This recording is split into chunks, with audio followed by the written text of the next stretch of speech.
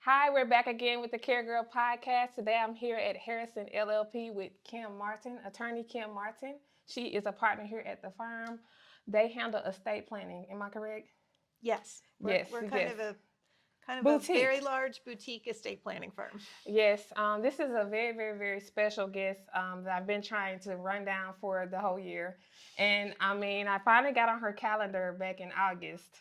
Now in August, maybe months ago. And I'm so excited that you are here. And I can't wait for you to share your level of expertise on what you do. Thank How you. did you get started in the field that you're in, and what inspired you to specialize in the special needs arena?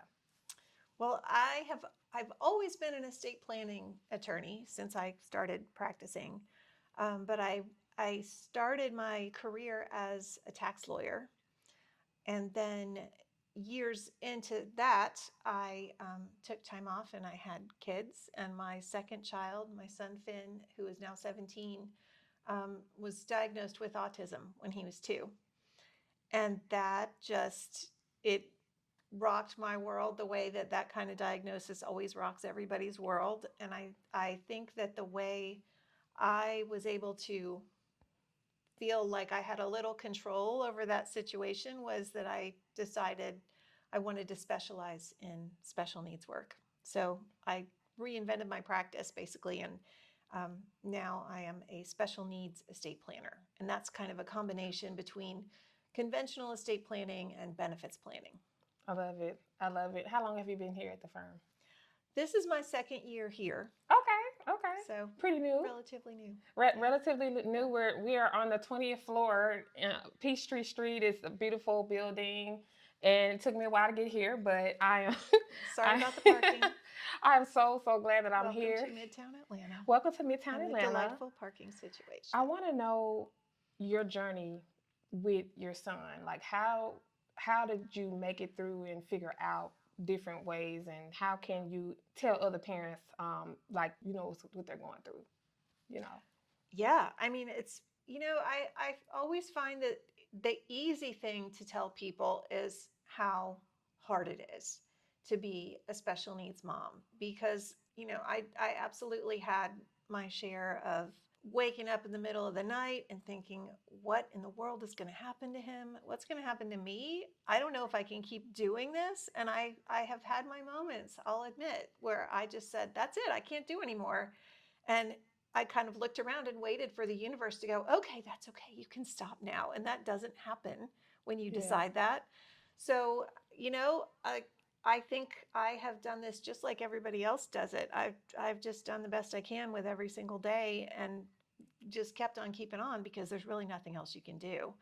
But the thing that's harder to explain to people is what a gift it is to have my Mm, son. I love it.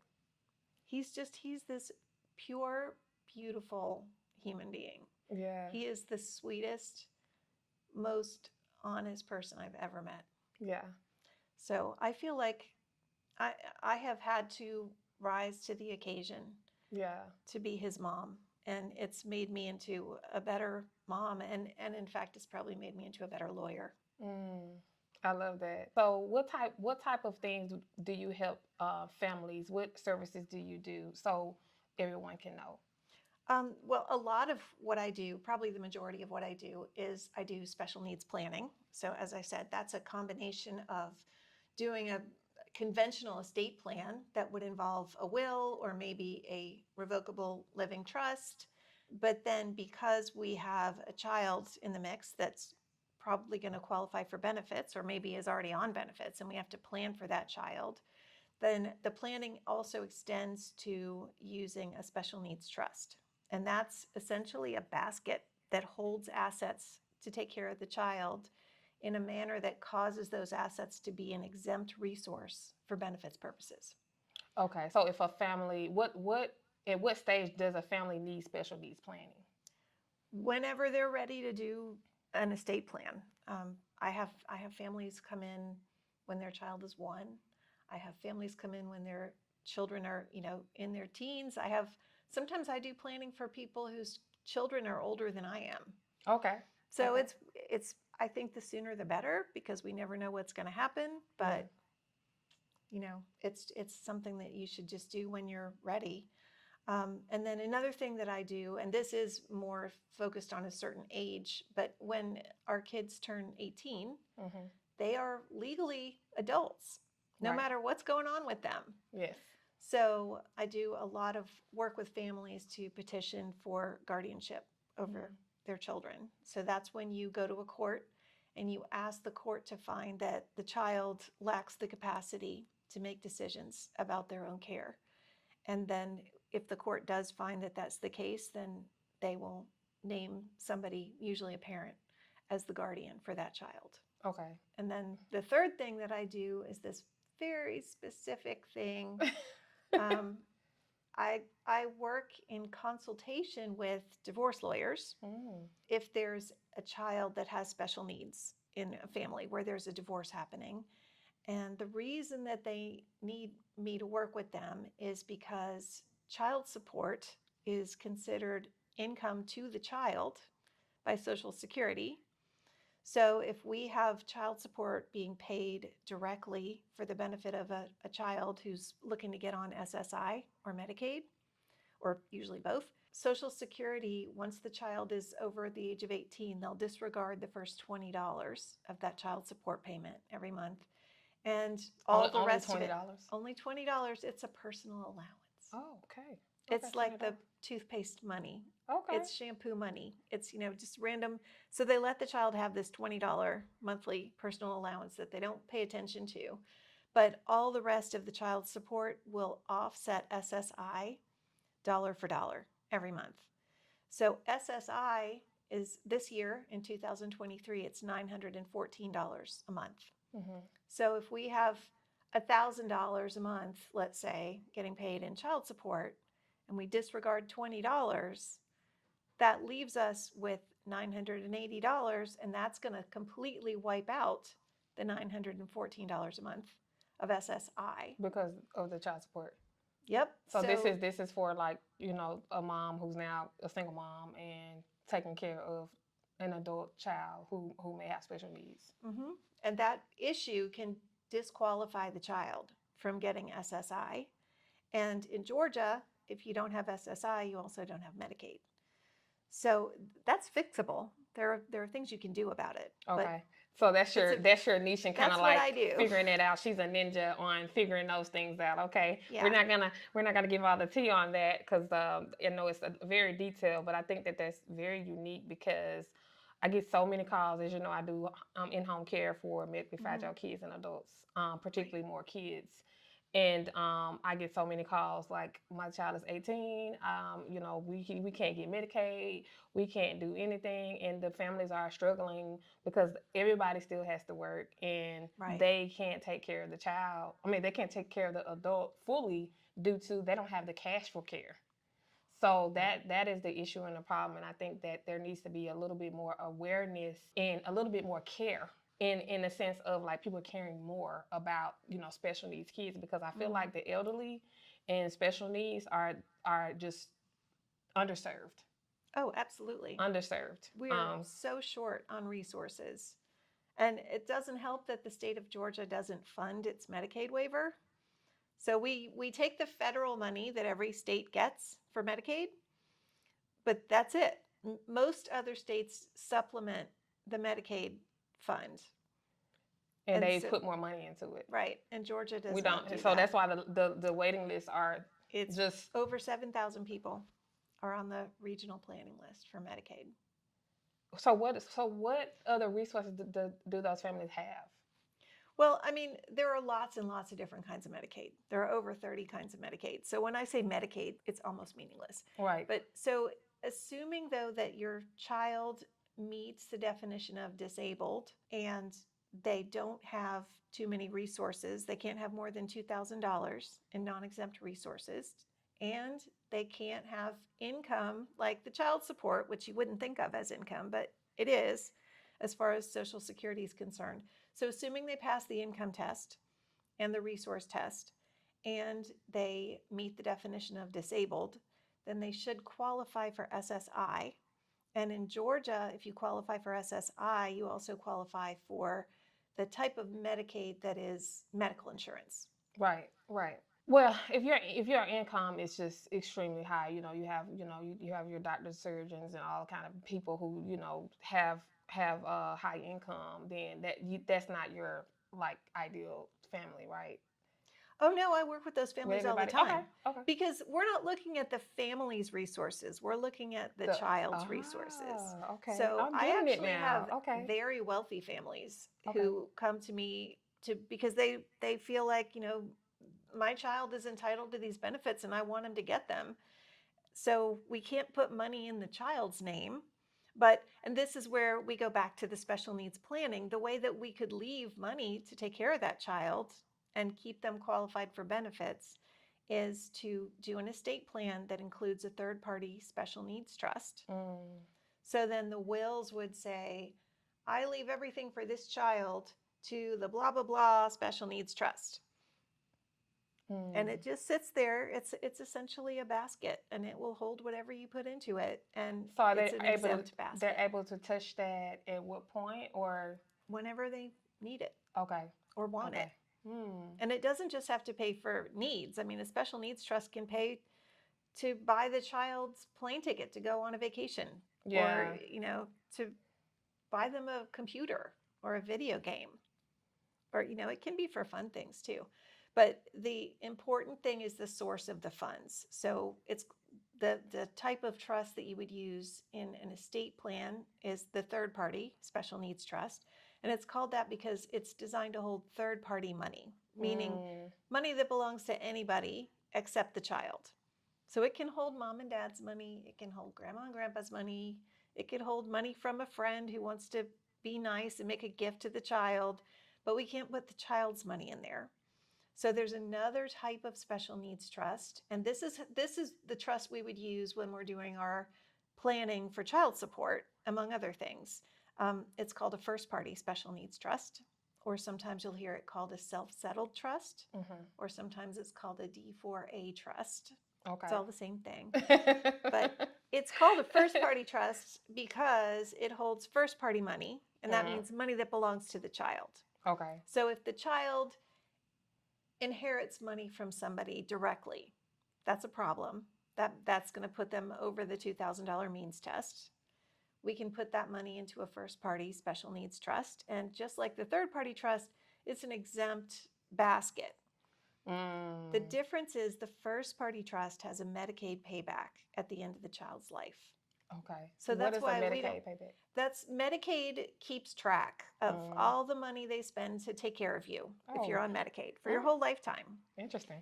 And at the end of your life, they basically just present your estate with a bill. They say, we've spent this much money to take care of you, and we want you to pay us back to the extent that you have any money. So typically, if you're on Medicaid, you have to pass the $2,000 means test. So you probably don't personally have a whole lot of money. But if you have money in a first party special needs trust, then that trust has to reimburse Medicaid to the extent that there's anything in there. So that's why we don't want to go out of our way to put money in a first party trust. And if we do put money in a first party trust, that's the first money that we want to spend. Okay. And then the third party is what they can't do. Right, They can't trust that. They can't no do anything with Medicaid that. payback for a third party trust. Okay. So that's Okay. why we want to put mom and dad's money in the third party trust. Because then at the end of the child's life, if there's any money left in the third party trust, it goes wherever they say it goes. Okay. So if there are other siblings in the family, it could go to them. Sometimes people want it to go to a charity, but it goes wherever people want it to go. But that strategy it helps them keep those SSI benefits in Medicaid. Yes. I love that. I love that. That's a gem, you all. I hope you caught it because I caught it. That's amazing. I think that is so important. Now back to estate planning. I don't really know what estate planning is. Can you kind of break down what that is? Sure. Well, estate planning is just planning to dispose of your assets when you die. Okay. So it's a will. It's a will or a trust, Mm-hmm. and it can be very simple. It can be really complicated. Depending on depending your on lineage and what if you got a what whole you lot of need. stuff. Yeah. Yeah. What is kind of like the like weirdest thing that you've ever like come across somebody left a family member? Have you come across anything just like a teddy bear or like just No, like very sentimental? I had a knitter leave her yarn stash to a charity. I She love had it. $20,000 worth of yarn. And yeah, that's what I did when she said, Whoa. so she said she had a yarn stash that was worth $20,000. And I said, how in the world do you get $20,000 worth of yarn? But a lot of it was hand spun or silk or really nice yarn. And she was a weaver and a knitter, and she left her yarn stash to a charity that makes hats for babies. I love So it. that was nice. That's very So sweet. that was an interesting bequest. I've had I love it. I've had people that wanted to be cremated and have their ashes mixed with their pets' ashes and then have all Wow. the ashes spread on a beach. So there are like all these big elaborate plans. You have to I love cremate the it. dog and save the dog's ashes. Somebody needs to know where to find the dog. We can mix us all together. Where's the dog? Where's my ashes? That's amazing. Yeah. I love that. So I saw on your bio that you are on the board of many, many, many things. What role do you play, and how do you do it all? I think the key is never stop moving. Honestly, you just cannot Yeah, stop. yeah, yeah, yeah. I don't know what would happen if I stopped. I think I'd Right, probably be right. like, "Why was I doing all That's that my stuff?" motto. Yeah, but being on the board, I'm on the board of a lot of 501c3 organizations that all help special needs families or special needs kids or adults in one way or another. So each organization kind of has a different use for its board members. So sometimes they want me to come and speak to their families and educate them about the kind of stuff that we're talking about right Mhm. now. Sometimes they want to understand how they can structure themselves so that they can be paid by Medicaid instead of getting paid out of pocket by the families. Um, sometimes they just want the board as a whole to approve decisions that get made or provide guidance about the direction that the organization is going to take. I love that. So I love just that. depends. I saw. I was like, how does she do all of that? And Well, I do a your lot of Zoom mom and meetings. all that good stuff. And so do you make time to take care of yourself? I'm the care girl. I try very hard. I try to get up every morning and walk with weights Okay. because it's a way to do strength training and endurance Okay, training that's how at you the got your same girlish time. figure It's still. I efficient. like it. Yeah. I try, and I'm not saying that I do it every day because I don't do it every day, but I try very hard to Yes. do that. I get a lot of bang for my buck because a lot of times I'm able to kind of do one thing that serves more than one purpose. Yeah. So a lot of my close friends are special needs moms. I love it. And a lot of them are people that work in organizations that are fantastic organizations that I need to know about for my son. Yeah. So if I'm socializing with a mom who's a benefits guru at the Bobby Dodd Institute, then fantastic. And if I'm working at my son's school, he's at a special needs school. Yeah. So 100% of the people at that school are potential For clients. So see, it all she's mixes supposed. up You're very together. smart. You're very, very smart. I love it. My I life and love my it. work all just roll up It roll in into a ball. one little ball, one little roll. Yeah. So you being in close contact with those other mothers and families, what do you say one thing that people can do to make the special needs of kids with special needs lives a little bit better? One thing I can say is when someone needs help, don't just stare, don't just record a video. Don't just turn the other cheek. Because I'm one person, like I'm gonna go run across the street, go help somebody, like I do that, but you don't see that type of chivalry anymore. You don't neighbors don't check on each other.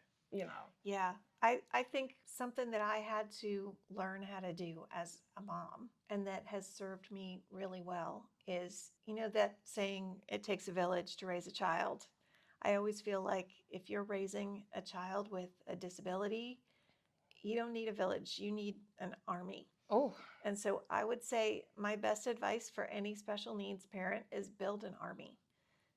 build yourself a network of resources and become part of other people's networks, Yeah. because you can't do it by yourself.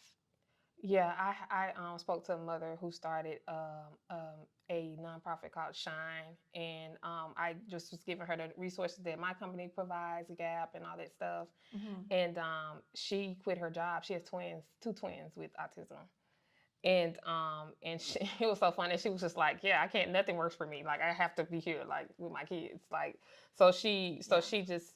She was an inspirational online, and I saw her, and I said, I really like how you know how she said something about, oh, the job wants me to do this, but I have these two over here doing that, and just kind of, I think, Yeah. coming at it from a different perspective. Like you said, your son is the most honest, sweetest person that you know. Like just kind of really seeing the child for who they are, and I get it. It's hard when your environment may clash with the situation.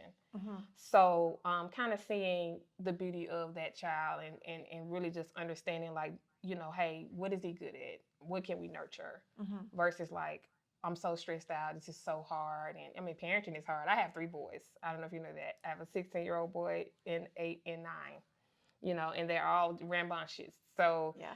I mean, even myself, I find myself a little stressed at times. But I just really, what has helped me lately, I've really just started just observing them more, and just like, they're just so smart and so cute, and they try to get away with this. And I had my son's my middle boy named Nathaniel. He had to turn in his device at the end of the night because it was time to go to bed, and he switched out the device with the old phone and put his phone cover on the old phone, so he got a little smart. But he forgot to get the that phone and take it, with him, because I let him put it in his backpack because I like to track where they are. Anyway, you know how moms eat. So when he got home, I said, "Oh, so you switched out the phones last night? What are you talking about?" I said, "Look over there at the case." Moms always Oh my know. goodness! But it was hilarious because I Yeah. called his dad, and I told his dad, and he was laughing so hard. I said, "Yeah," but he had to write 100 times. I won't do that again. Like, I'm not the type of person that. It was funny to me, but I'm gonna let you know, like, hey, you need to understand, like, you have to be honest, and Yeah. that's one thing I want to do is raise honest kids, and Yeah. just But I Well, always teach them, if somebody's being bullied, anybody with special needs is being bullied, something's happening to someone, don't just be a standby person. mm-hmm. Go in there and I'm not gonna say fight tooth and nail, but just be nice, Mm-hmm. be a good person. My youngest child, he went through a lot of things. They said that he had autism. They said that he had ADHD and all that, but he had chronic ear infections for about 2 years, and back to back. So I had to take him to an ENT, took him to a naturopath, all of that. His tonsils were 4 times too big. Wow. Way too big. They had to take the tonsils out. He had sleep apnea, all of that. He sat in his car seat after that surgeon at CHOA, took those tonsils out. He said, "I can hear you." He couldn't hear me Wow. because of the fluid in his ears. So a lot of times, Mm. parents, like, we think that we do follow what the doctors say, or we do follow what the teachers say, but we're not doing our research either, because sometimes it's a misdiagnosis. Have you seen that happen? Sure. Well, I mean, I know a lot of moms who have that story. Yeah. I know a mom whose son, he's an adult now. He has a PhD. He's married. He's doing great, but he's deaf. And they didn't figure it out for a long time because he figured out how to pass the hearing test, even though he couldn't hear. Mm. And so she was told to put him in an institution and basically just leave him there. And she was like, "No, I'm not going to do that. Something is not right here." And she finally figured out that he was deaf, and he learned sign language. He got, all the different kinds of help that he needed, and turned out to be a perfectly smart kid, and very smart, in fact. And that was the problem, is that he was smart enough to figure out how to pass the hearing test Right. when he couldn't hear. So if she had listened to the specialists, who knows, he'd probably be sitting in an institution right now, and nobody would understand that he was just deaf.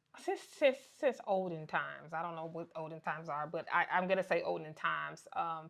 They have treated children that were different, and they want to put them in an institution, or they want to, put them somewhere, and that's odd to me. I think that that's odd. If anything, let them interact with everybody.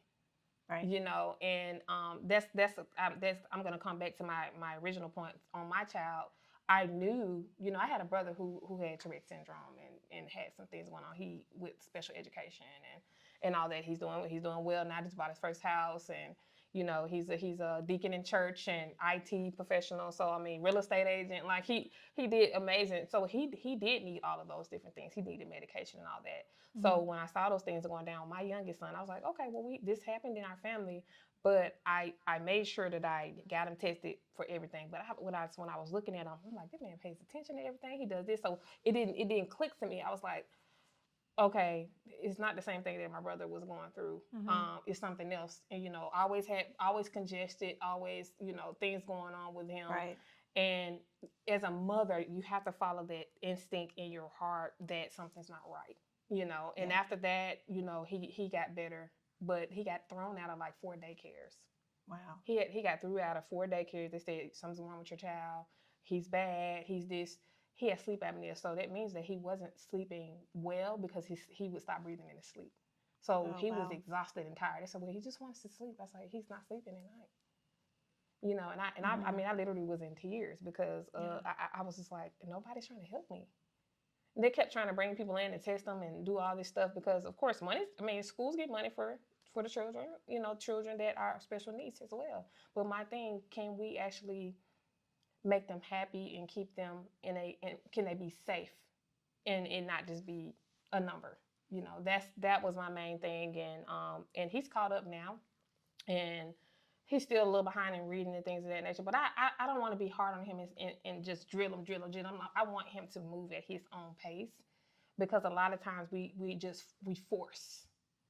And one thing about me as an adult, I remember my mother just really being, you know, lenient with, oh, go, you can do that with your brothers. You can go do that. And that kind of made me who I am today. And I like being creative. So I think that every child, special needs or non-special needs, they have something special about them that we all can discover. But a lot of times we haven't really looked ourselves in the face and figured out who we are as parents and as in ourselves.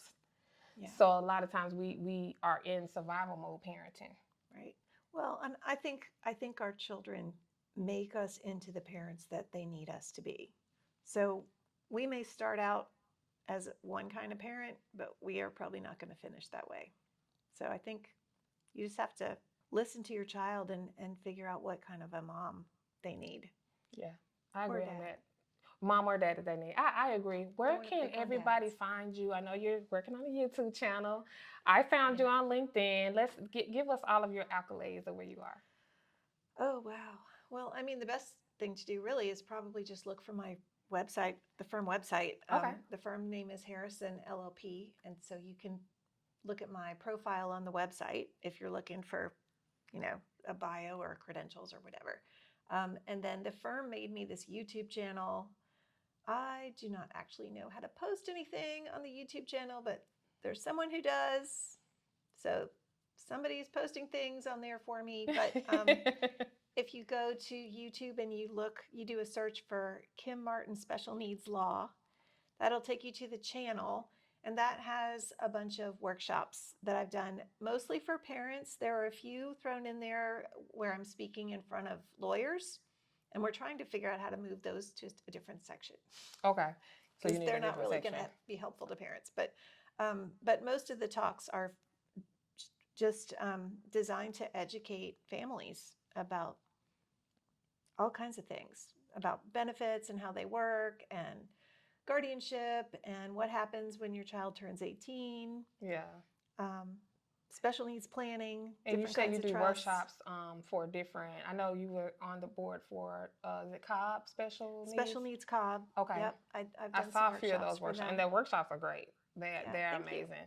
So, is that on the company's website as well, or do you kind of post that on your LinkedIn more? Or? That's probably more likely to be on LinkedIn. Okay. Kim Martin on LinkedIn, y'all. Get her followers up.